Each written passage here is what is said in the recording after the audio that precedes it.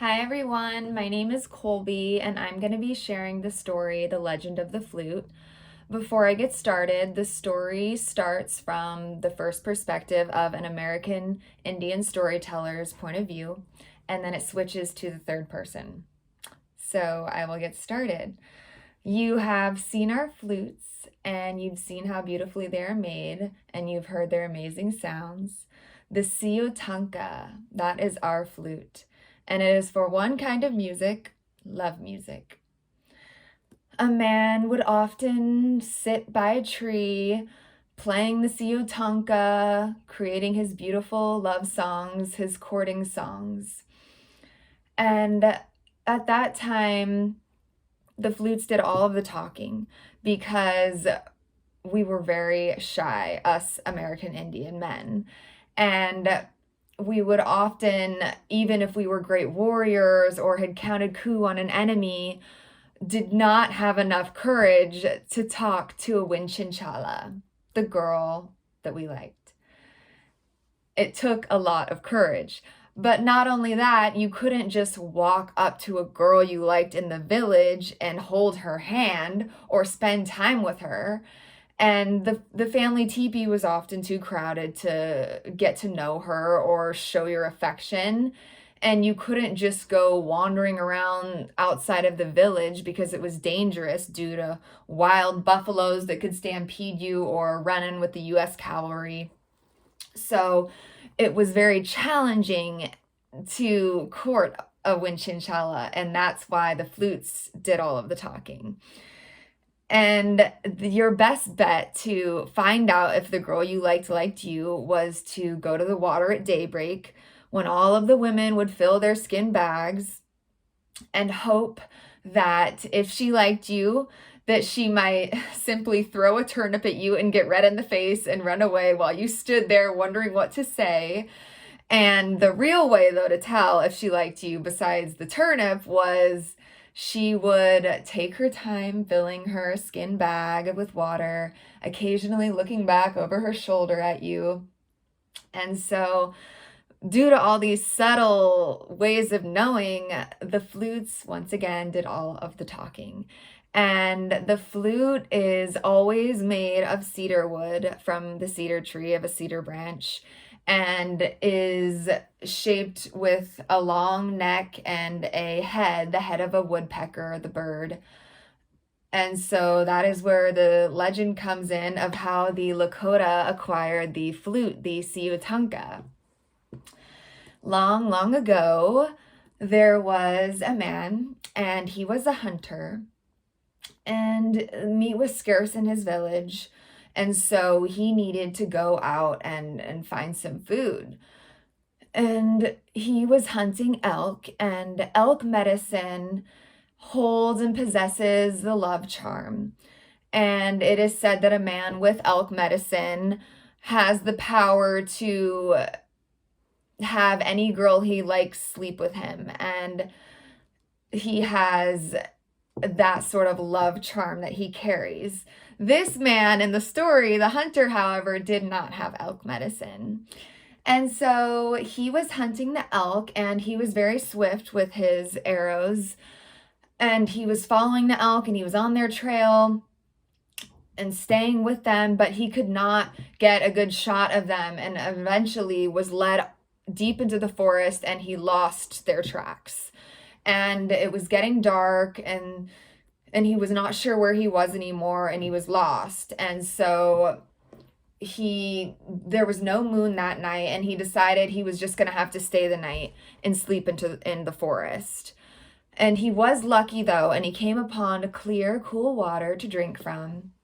And so he was drinking the water, and he was also very fortunate in that he had packed some wasna, which is dried fat pounded with berries, and it's very nourishing food that would keep the man going for many days, or a few days at least, until he was able to find his way out. And so the man found a tree, and the hunter and got cozy and sat up against the tree, and he noticed that a red-headed woodpecker had landed on the tree. And he heard in that moment a very beautiful sort of ghost-like sound. And it was a new sound that he'd never heard before. And the man sort of, was hearing all these familiar sounds of the forest, but then this sort of unfamiliar new sound of this sort of ghost-like song that he'd never heard before. And so he fell asleep on the tree that night to that sound. And in his dream, he had a dream of the red-headed woodpecker. And when he woke up that morning, he saw the red-headed woodpecker, and it had flown to a branch, and then it had flown to another branch, and it kept looking back at him as if to say, "Come on." So he followed the red-headed woodpecker, the wagnuka, south, and eventually the bird landed atop a tree, and it was a cedar tree. And once the bird landed, it started pecking on one of the branches and creating holes in the branches, and there had already been some holes from the bird's previous pecking. And the man looked up and heard that beautiful song again, and he was so captivated by this amazing sort of ghost-like beautiful sounds. And he noticed that it was the holes through the wood that was creating the sound, but also it was the wind blowing through the holes. And he was just so enamored by this sound. And he said, "Kola, friend, please, may I take this branch? You can make another one." And so he takes the branch back to his village. And he did not bring any meat, but he was all the same, still happy with himself, as if he had gotten a good hunt or a good kill during his hunt. And so he's in his teepee, and he's trying everything to get the flute to sing that beautiful song he heard in the forest. He tries blowing on it, nothing works. He tries waving it around, and nothing is creating the sound. And he feels very sad by this. So he decides that he's going to purify himself. And he goes to the sweat lodge. And then after he sweats, he climbs on top of a lonely hill. And he cries out for a vision. And he spends 4 days and 4 nights on a vision quest so that he may have the answers on how he can create this sound that he heard in the forest. And on the 4th night, the man has a vision. And in the vision, the wagnuka comes to him, which is the red-headed woodpecker, and turns into a man and begins to teach him how to build a flute. And continuously, the man in the dream is saying, "Watch this now, and I will teach you." And the man learns how to make the flute in this dream. And when he wakes up, he goes to the cedar tree, he gets his cedar branch, and he uses the bowstring drill just like the woodpecker had taught him in the dream, and he whittles the branch and takes his time and spends many hours whittling the branch and turning it into this sacred instrument. And he is finishing up the process, and he burns the flute, the instrument, with cedar, sage, and sweetgrass, and he prays with the flute, and he prepares all of the steps just like he learned from the wagnuka in the dream. And when he is ready, he gently blows on the holes of the flute as he was shown, and he creates the most beautiful, sacred sound coming from this amazing new object that he's created from this dream, and from the woodpecker's help, and from the help of the wind also. And so the beautiful sound carries through, and all of the people in his village are so astounded and happy to hear it. And the music of the flute and the knowledge of how to build the flute quickly travels to other tribes. And that is how the woodpecker, the cedar branch, and the man who learned how to listen, as well as the wind, brought the first flute. And soon the man decides that he is going to use this flute because there is a chief in the village who has a daughter who has turned down all of her suitors and thinks that there is no man good enough for her. And this is the woman that the hunter decides that he is going to court with his flute. And so he makes a very special song for her. And one night he perches himself against a tree and he plays his perfect sound on his flute in hopes that she will hear it and come out of the teepee and come meet him in the night. And the girl, the chief's daughter, the Winchinchala, she's sitting in the teepee by the fire eating buffalo meat, and she's very content. And she hears this song and she's so captivated by it. And her head's saying, no, don't go out there. But her feet are saying, go, go, you must. And so she leaves the teepee and leaves the fire. And her head is saying, go slow. But her feet are saying, fast, go fast. And before she knows it, she's running and she's going to the sound of the flute. And she doesn't know where her feet are leading her. And she's not even in charge anymore. She's captivated by this beautiful sound. And eventually she sees the man playing the flute in the moonlight up against a tree, and she runs to him and she comes up to him and they stand there in silence. And she says to him, young man, I am yours. And they lay together under one blanket that night and they share their sacred space together.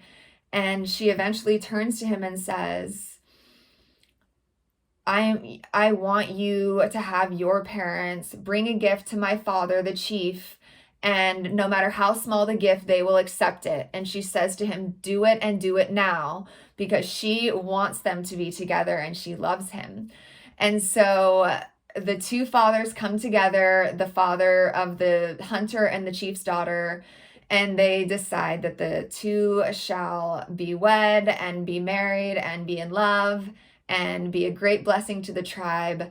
And the hunter who courts the chief's daughter eventually becomes a great chief, and he brings the flute to the people and is a valued asset of the tribe. And so that is the legend of the flute. Thank you, guys. So the name of the story is The Legend of the Flute. As I said, the tribe is the Brule Sioux tribe, and they come from central South Dakota. It's a legend. Excuse me. The story is a legend told in the first person and third person perspective from a human American Indian perspective. And it's also an explanatory story, so it explains to people or the listener how the flute came to be and how it was brought to the people originally, and it explains how it was used for courting and love rituals and why it was a very important and sacred object to the American Indian tribes and peoples. The object in the story is the cedar branch that becomes the flute. The characters are the hunter who creates the first flute and has the vision, the Wagnuka, the redheaded woodpecker, who helps him and teaches him how to make the flute, as well as the chief's daughter, who he ends up marrying, and he becomes the chief through their marriage. And also to mention that the sacred object in the story, the flute, is always shaped like a bird due to the fact that it was the Wagnuka who helped the man have the vision and taught him how to make the flute. And so it's always has the long neck and the head and the red, the washasha, the sacred red color on the bird's head.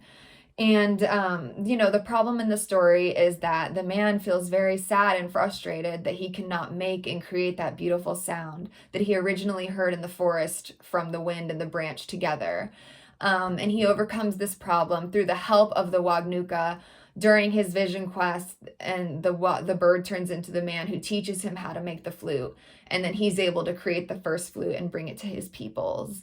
And so the big events being his vision quest when he learns how to make the flute, as well as when he first discovers the sound in the forest and has the desire to create the music again. And then finally when he gets married and becomes the chief of the tribe. And so the lesson, I think, is really about how the instrument was created and how important the flutes are in the culture of the American Indians, and how the flutes came to be and why they're important in terms of courting, love, partnership, and continuation of the tribe and traditions. So thank you guys so much, and leave some comments and feedback below. Bye.